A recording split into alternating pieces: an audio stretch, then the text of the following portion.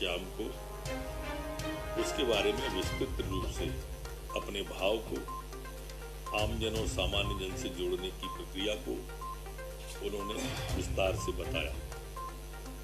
उन्होंने अगले सप्ताह के सम्मानित मंत्रियों के कार्यक्रम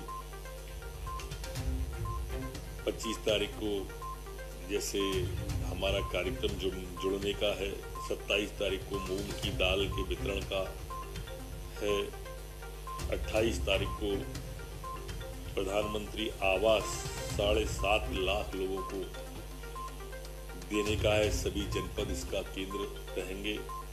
28 को ही माननीय महामहिम राष्ट्रपति जी आ रहे हैं और प्रदेश के स्वास्थ्य केंद्रों का शिलान्यास और उद्घाटन करने वाले हैं। सभी सम्मानित मंत्रीगणों को अपने क्षेत्र में स्वास्थ्य केंद्रों से जुड़ना है। 29 तारीख को महामहिम राष्ट्रपति जी उज्जैन में जो उनका कार्यक्रम है और 31 मई को माननीय प्रधानमंत्री जी हितग्राही मूलक योजनाओं के बारे में सीधा संवाद गरीब कल्याण योजनाओं का प्रारंभ करेंगे। प्रारंभ 10-15 बजे ये कार्यक्रम प्रारंभ होगा, 10:45 में मुख्यमंत्री जी का उद्बोधन होगा, 11 बजे से प्रधानमंत्री जी इन सब से जुड़ेंगे। माननीय मुख्यमंत्री जी 27 तारीख को 7 बजे गाँव से बात करेंगे और जिसमें समरस पंचायत जो होंगी हमारी, उन समरस पंचायतों को वो विस्तार के साथ में बताएंगे कि कैसे विकास समरस पंचायत का होगा।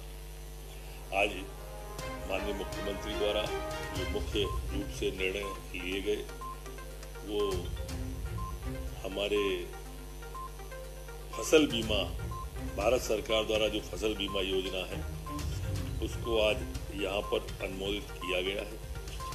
आप सबको यह विषय सर्वविदित होगा ही कि बीमा के लिए हमारे यहाँ सबसे ज़्यादा राशि मध्य प्रदेश की सरकार के द्वारा पिछली बार भी दी गई थी और इस बार भी हमारे यहाँ पर बीमा की राशि बड़ी संख्या में मध्य प्रदेश द्वारा किसानों को दिए जाने का निर्णय लिया गया है।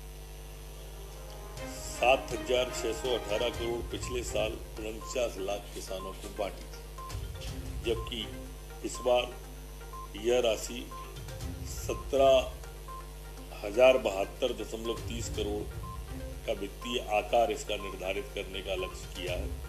इसमें 8,410 केंद्रांश और 8,410 राज्यांश ऐसे मिलाकर के आगे 2021, 22-23 के लिए यह योजना बनाई जा रही है।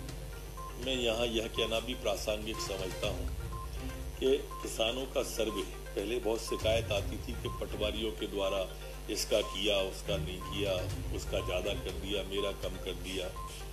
अब ये सैटेलाइट के द्वारा किसानों का सर्वे होगा, जो कि अपने आप में एक बड़ी दिक्कत किसानों की जो भ्रम की स्थिति है उसको दूर करने के लिए है, वो दूर हो जाएगी। किसानों के लिए आज अनेक सौगातें हमारे यहाँ पर दी गई हैं। ये जो रामपुरा मनासा सूक्ष्म उद्वहन सिंचाई योजना है उसमें 1,208.89 करोड़ के लिए लागत राशि वाला, उसमें सिंचाई क्षमता जिसकी 65,400 है रबी हेतु, इसकी प्रशासकीय स्वीकृति कैबिनेट के द्वारा दी गई है, जिसमें 215 गांवों को सिंचाई की सुविधा का इसमें लाभ प्राप्त होगा। इससे किसानों के अंदर काफ़ी वो रहेगी। आज किसानों की दृष्टि से मध्य प्रदेश का जो टैरिफ है किसानों को सब्सिडी देने वाला, वो 22,800 करोड़ रुपए की सब्सिडी देने का किसान और घरेलू उपभोक्ताओं को, इसको हम अगर विभाजित रूप से देखेंगे तो 16,000 करोड़ के लगभग किसानों का इसमें सब्सिडी दी जा रही है, जबकि 5,584 करोड़ रुपए घरेलू उपभोक्ताओं को सब्सिडी इस टैरिफ को, जिसको कैबिनेट के द्वारा मंजूरी दी गई है, उसको दी जा रही है। मध्य प्रदेश की जो सिंगाजी ताप विद्युत परियोजना है, उस परियोजना की भी द्वितीय चरण की लागत को पुनरीक्षित को आज कैबिनेट के द्वारा मंजूरी दी गई है। इसी तरह से निम्बोला जिला बुरहानपुर में टेक्सटाइल्स क्लस्टर की स्थापना के लिए आज कैबिनेट के द्वारा मंजूरी दी गई है। ये अपने आप में ये जो बुरहानपुर की योजना है रोजगार की दृष्टि से एक बड़ा महत्वपूर्ण कदम बुरहानपुर के लिए होगा, जिसमें हमारे जो रोजगार नौजवान हैं, बेरोजगार लोग हैं, उनको लगभग 4000 लोगों को रोजगार इसमें प्राप्त होगा और 19.85 करोड़ रुपया प्रथम दृष्टया इसमें सहमति के दिए गए। इसी तरह से एक बड़ी महत्वाकांक्षी योजना हमारे लोक स्वास्थ्य और परिवार कल्याण विभाग की है। इस योजना के अंतर्गत हमारे जो संवर्ग का निर्माण स्वास्थ्य विभाग में कर दिया गया है। इसके अंदर जो है जो संवर्ग बनाए, चिकित्सीय संवर्ग, विशेषज्ञ संवर्ग, लोक स्वास्थ्य प्रबंधन संवर्ग और अस्पताल प्रबंधन संवर्ग। यहाँ में बाकी तो जैसे हमारा जो कैडर आया है बीएमओ के बाद में डीडी, डीएचओ, सीएमएचओ, ये अधिकांश लोग जानते हैं। और हमारे इस जो संवर्ग की सराहना केंद्र सरकार के जो स्वास्थ्य मंत्री जी हैं उनके द्वारा भी की गई। इसमें एक जो हमारा अस्पताल प्रबंधन का कैडर है वो अब अलग कर दिया है। अभी तक उसमें चिकित्सक ही रहते थे, अब ये कैडर बिल्कुल अलग से आएगा और उसको भी कैडर को ऊपर तक जाने की इसमें सुविधा रहेगी। और इससे बहुत बड़ा परिवर्तन, अभी तक क्या होता था कि डॉक्टर ही डॉक्टर के ऊपर आके कुचंदरा, बाथरूम, लैट्रिन, छोटी छोटी दिक्कतों का जो सामना करना, ये संवर्ष के बाद में ये दिक्कत हमारे मध्य प्रदेश की खत्म हो जाएगी। इसी तरह से भू राजस्व संहिता में मध्य प्रदेश के अंदर आज संशोधन किया गया है और इस संशोधन के माध्यम से अब बेंच बन गई। वो अभी तक एक जो हमारे कमिश्नर निर्णय लेते थे, अब 2 लोग होंगे इसमें, जो 2 लोग बैठ करके इस विषय पे अब निर्णय लेंगे। एकल पीठ की जगह बेंच सुनवाई, बोर्ड ऑफ रेवेन्यू में एकल पीठ की जगह बेंच अब इसकी सुनवाई मध्य प्रदेश के अंदर करेगी। जो हमारे उज्जैन के अंदर इस्कॉन का मंदिर था, उनका लंबे समय से विषय चला आ रहा था।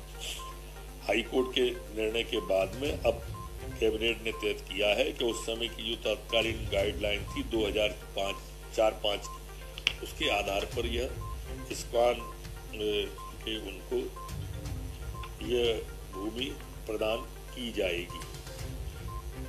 आज जो निर्णय लिया गया है, एक अन्य निर्णय के अंदर मध्य प्रदेश के जो खाद्यान्न योजना उपार्जन सार्वजनिक प्रणाली है, उसके लिए भी 29,400 करोड़ की निःशुल्क प्रत्याभूत की स्वीकृति वर्ष 22-23 लेने के लिए प्रदान की जाएगी।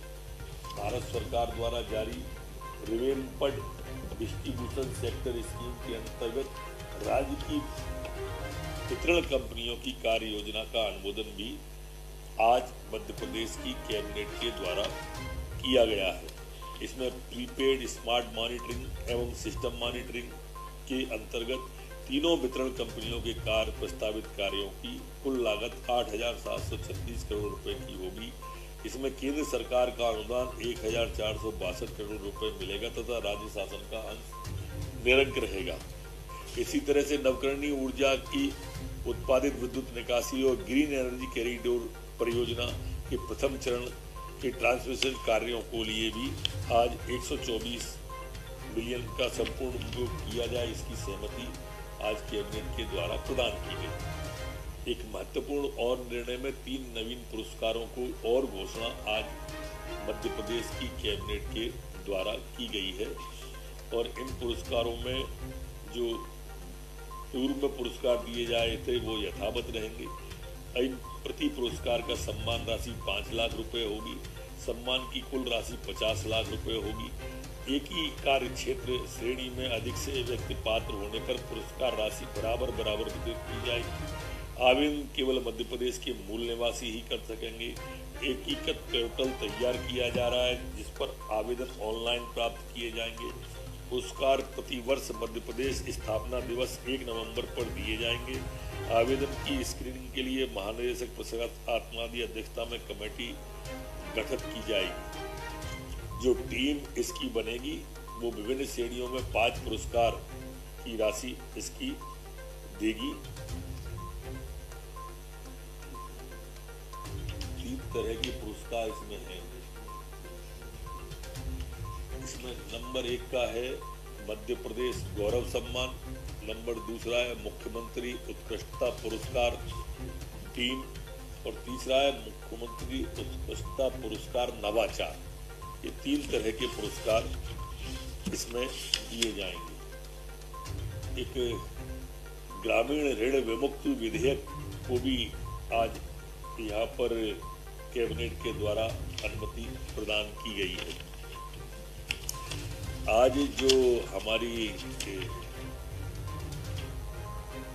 नवगठित जिला निवाड़ी में 5 अस्थायी पदों के श्रेण उप जिला अध्यक्ष 1, सहायक अधीक्षक 1, लेखपाल सह उच्च श्रेणी लिपिक 1, निम्न श्रेणी लिपिक 1, डाटा एंट्री संविदा ऑपरेटर 1, ऐसे करके इन 5 पदों की स्वीकृति प्रदान की गई है। सड़क परिवहन निगम जो हमारी एक महत्वाकांक्षी योजना है, देश के अंदर हमारे प्रदेश को सराहा गया है, उसमें शहडोल नगर निगम स्थित सड़क परिवहन निगम की संपत्ति जिसका क्षेत्रफल 19,140 वर्ग मीटर है 6.3 करोड़ रुपए के लिए इसमें वो किया था, जिसकी निविदा 9,23,12,000 रुपए से अधिक की प्राप्त हुई है, उसको सहमति प्रदान की है। राजस्व विभाग की दमोह की जो जमीन है उसे 2,18,00,000 रुपए में प्रदान की है सहमति। बालाघाट की राजस्व विभाग की भूमि निवर्तन जिसको कि 3,21,20,000 में प्रदान की है। इसमें सभी 100% राशि जमा होने के बाद उनको यह भूमि प्रदान की जाएगी। वन संरक्षण के लिए जन भागीदारिता का लिए जो हमारे मुख्यमंत्री जी का संकल्प है उसके लिए आज अनुसमर्थन का मामला आया है। इस संकल्प में 2021 को निरस्त किया गया। 2001 के संकल्प में काष्ठ की बिक्री से प्राप्त राजस्व की 20% राशि संयुक्त वन प्रबंधन समिति को देने का निर्णय शामिल है।